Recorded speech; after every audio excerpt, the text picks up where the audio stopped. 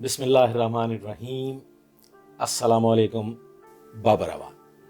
ख़वातीन व हज़रात, कल एक प्रोग्राम मैंने किया है न्यू टीवी के साथ, जुर्म कहानी। उसका टॉपिक था कि जराइम की शरह में इजाफा क्यों हो रहा है।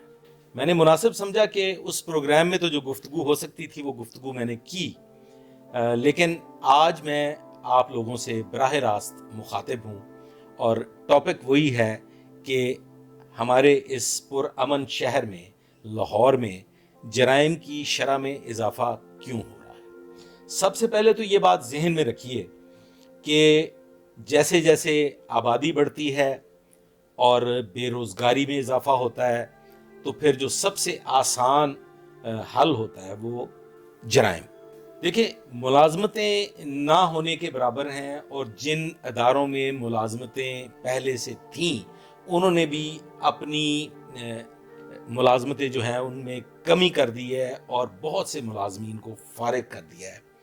तो फिर रोटी रोज़ी पूरी करने के लिए, अपने माँ बाप का पेट पालने के लिए, अपने बहन भाइयों का पेट पालने के लिए और फिर अपने बीवी बच्चों को पालने के लिए कोई ना कोई तरीकाकार अडॉप्ट किया जाता है। ये अलमिया है और आज से नहीं, हमेशा से है कि हमारे मुल्क में हमेशा से बेरोजगारी और पैसों की कमी को हम जुर्म की सूरत में हल करने की कोशिश करते हैं। लेकिन इसके साथ साथ ये बात भी बहुत इम्पोर्टेंट है कि हमारे मुल्क में स्पेशली जो बिग सिटीज़ हैं वहाँ पे जो जेन्युइन क्राइम फाइटिंग है, हकीकी क्राइम फाइटिंग नहीं हो रही। और हकीकी क्राइम फाइटिंग जो है, चूंकि उसमें नुकसानात ज़्यादा होते हैं और फ़ायदा नहीं होता, तो फिर हम लोग अज़ल से अवलीन तरजीह फ़ायदे को देते हैं। हर बंदा ये देखता है कि नुकसान भी ना हो,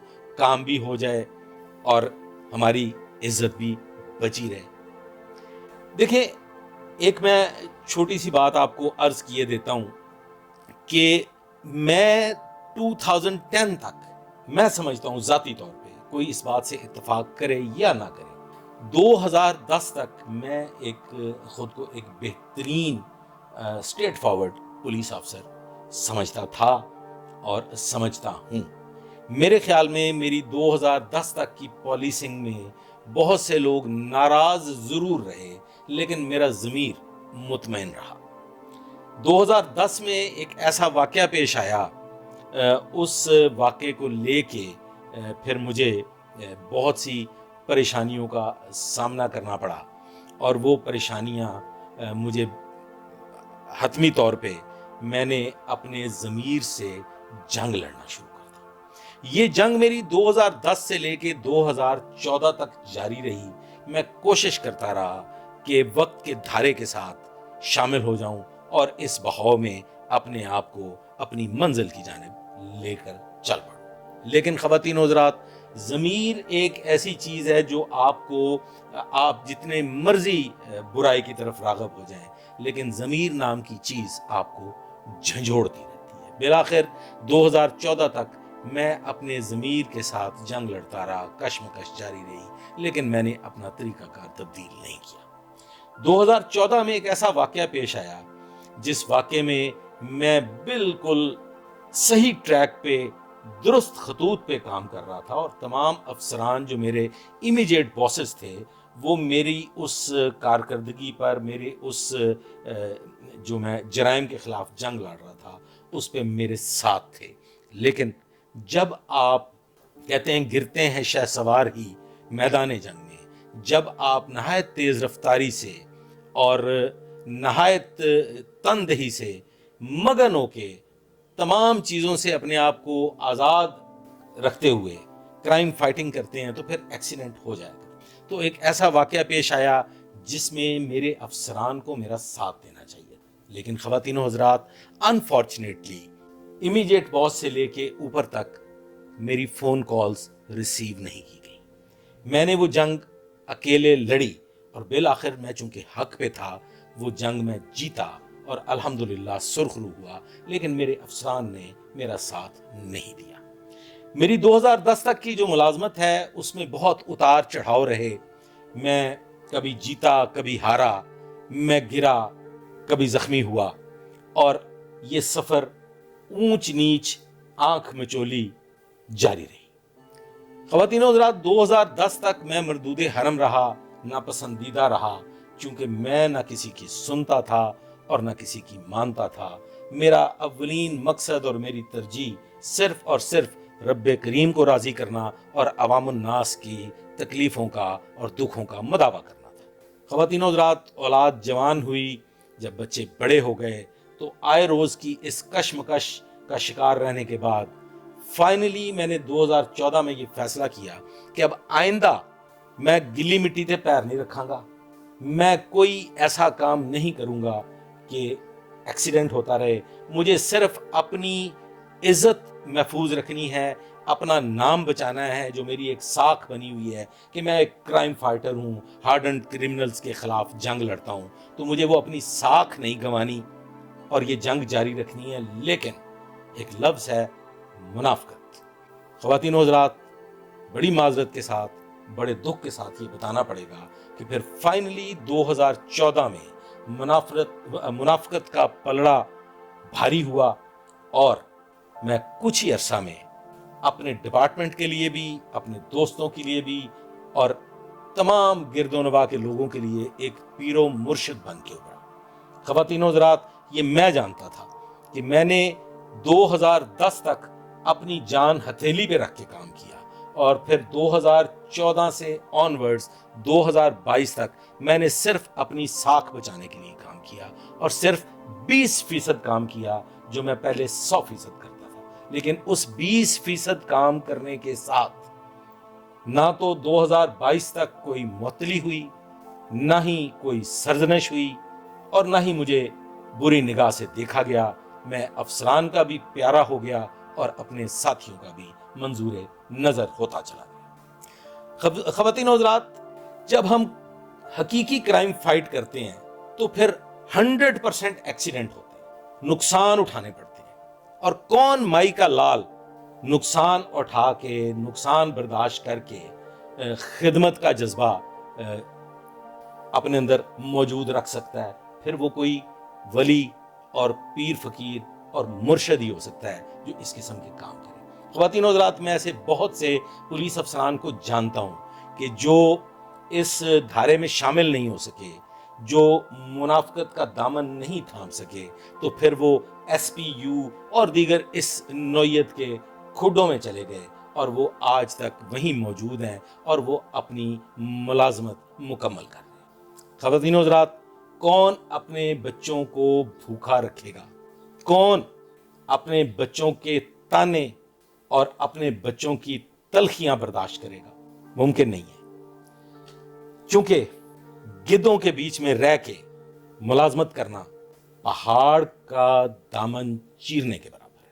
خواتین و حضرات، اب بات کر لیتے ہیں کہ ایک اور بڑی وجہ جو جرائم میں اضافے کا باعث بن رہی ہے اور جرائم کیوں کم نہیں ہو رہے۔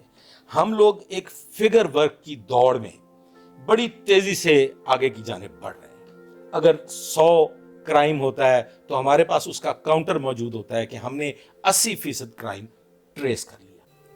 ہمیں جھوٹی کارروائیاں اور فگر ورک سے نکلنا پڑے گا۔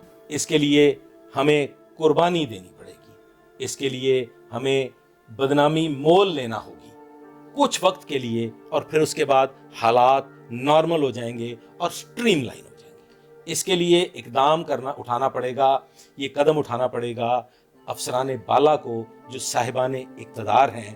حکومتی سطح پہ ایک میٹنگ ارینج کر کے یہ فیصلہ کیا جائے کہ ہم نے فگر ورک سے جان چھڑانی ہے، کوالٹی آف ورک پہ توجہ دینی ہے، کانسٹیبل لیول تک ہم نے ان کو ان کی حقیقی ڈیوٹی پہ مامور کرنا ہے، ہم نے اپنے سبارڈینیٹس پہ اعتماد کرنا ہے، ہم نے اپنے سبارڈینیٹس کو ان کی ہمت، حوصلے اور طاقت کے مطابق چناؤ کرنے کے بعد پھر انہیں ٹاسک اسائن کرنے ہیں، اور پھر ہم نے ان سے ان اسائنڈ ٹاسک کی نسبت جواب طلبی کرنی ہے۔ فوٹ کانسٹیبل چونکہ ایک کلیدی حیثیت رکھتا ہے، فوٹ کانسٹیبل کو ہمیں بیٹ کانسٹیبل بالکل उसके हकीकी मानों में तैनात करना होगा, ताकि वो अपने इलाके के बारे में मुकम्मल मालूमात का एक बाकायदा रजिस्टर प्रॉपरली मेंटेन कर सके।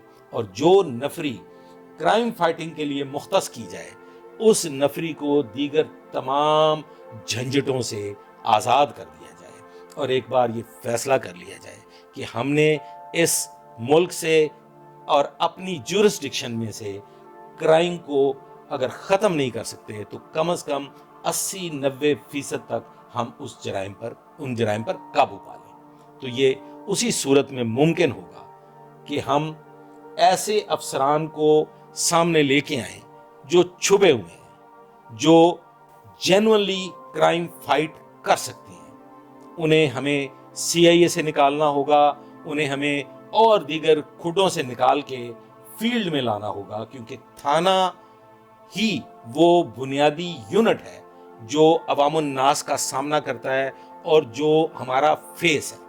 और थाने को अगर आप SHO लेवल पे और वहाँ पे तैनात अमला की सतह पे मजबूत और मुस्तहकम बनाने में कामयाब हो गए, तो फिर वो दिन दूर नहीं जब ये मुल्क, ये शहर अमन का गहवारा बन सकता है। लेकिन इसके लिए ये मुल्क, ये कौम और हमारा शहर कुर्बानी मांगता है। कुर्बानी के जज्बे के साथ आज ये फैसला कर लीजिए और सिर्फ 90 दिन के लिए तजर्बाती तौर पे फिगर वर्क से बाहर निकल के क्वांटिटी को भुलाते हुए जेन्युइन क्राइम फाइटिंग का आगाज कीजिए और क्वालिटी ऑफ वर्क को देखिए। इसके लिए आपको स्क्रूटनी टीमें बनानी पड़ेंगी, ताकि हम पुलिस अफसरान के वो जो बिगड़े हुए मिजाज हैं वो दुरुस्त हो सकें और हम हकीकी कार्रवाई की जानिब बढ़ सकें। मेरा ख्याल है कि मैंने अपना पैगाम मुख्तसर अंदाज में, ढके छुपे अंदाज में अफसरान बाला तक पहुंचा दिया है। अगर मैं कामयाब हो गया हूं अपना पैगाम पहुंचाने में, तो बराह करम मेरे वीलॉग को लाइक कीजिएगा, शेयर कीजिएगा, मेरे चैनल को सब्सक्राइब कीजिएगा, ताकि मैं आइंदा मजीद बेहतरीन गुफ्तगू करने के अहल हो जाऊं। आज तक के लिए बस इतना ही। अल्लाह हाफिज।